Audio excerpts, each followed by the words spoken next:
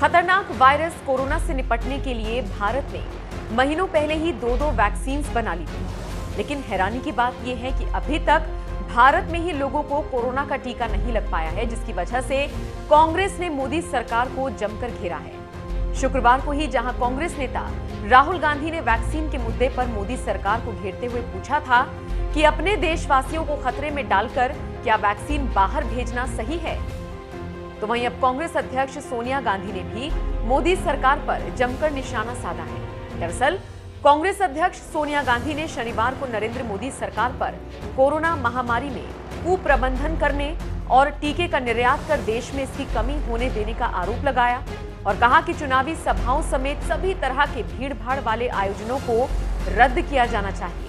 उन्होंने पार्टी शासित राज्यों के मुख्यमंत्रियों और कांग्रेस की गठबंधन वाली प्रदेश सरकारों में शामिल पार्टी के मंत्रियों की बैठक में ये भी कहा कि कोरोना वायरस के संक्रमण के प्रसार से निपटने के लिए सख्त कदम उठाने और साथ साथ कमजोर तबकों की मदद करने की जरूरत है।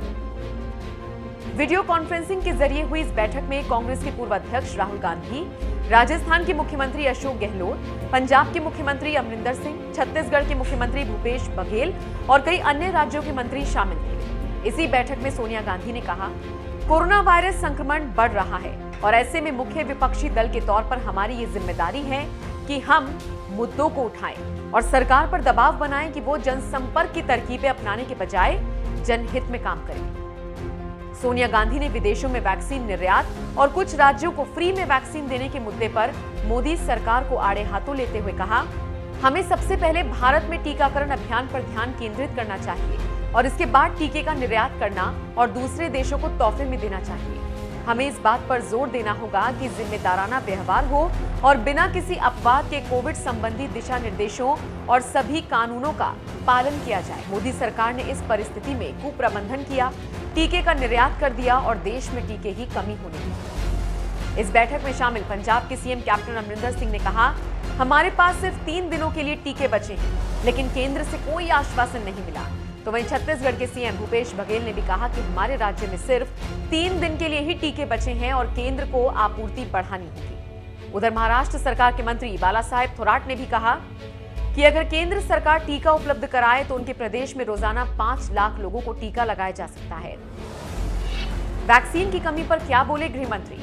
कांग्रेस शासित राज्यों ने जहां वैक्सीन की कमी की बात कही है, तो वहीं गृह मंत्री अमित शाह ने शुक्रवार को बंगाल में एक प्रेस कॉन्फ्रेंस के दौरान इस मुद्दे पर बोलते हुए कहा, देश में कोरोना की वैक्सीन की कोई कमी नहीं है, राज्यों के पास पर्याप्त डोज है और टीकाकरण का काम चल रहा है। केंद्र सरकार की ओर से फरवरी में राज्यों को सभी अधिकार दे दिए गए थे। राज्य सरकारें ही तय करेंगी कि कंटेनमेंट जोन कहां होगा और कहां नहीं।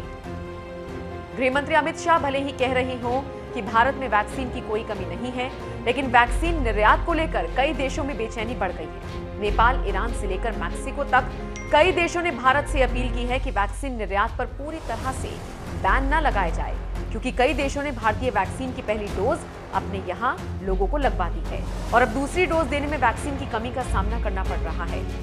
जबकि इस मामले में भारत सरकार का कहना है कि हम वैक्सीन के निर्यात पर प्रतिबंध नहीं लगा रहे हैं, लेकिन घरेलू जरूरतों को देखते हुए दूसरे देशों में इसका निर्यात किया जाएगा। आपको बता दें, पड़ोसी देश नेपाल भी भारत से 10 लाख अतिरिक्त डोज की मांग कर रहा है। शुक्रवार को भारत और नेपाल के विदेश मंत्रियों की बैठक में वैक्सीन का मुद्दा छाया रहा। बता दें आपको, मोदी सरकार अब तक बांग्लादेश, भूटान, नेपाल जैसे कई छोटे देशों को वैक्सीन की लाखों डोज गिफ्ट में दे चुकी है। यही वजह है कि सोनिया गांधी ने मोदी सरकार पर निशाना साधा है कि निर्यात की वजह से टीकों की कमी पड़ी।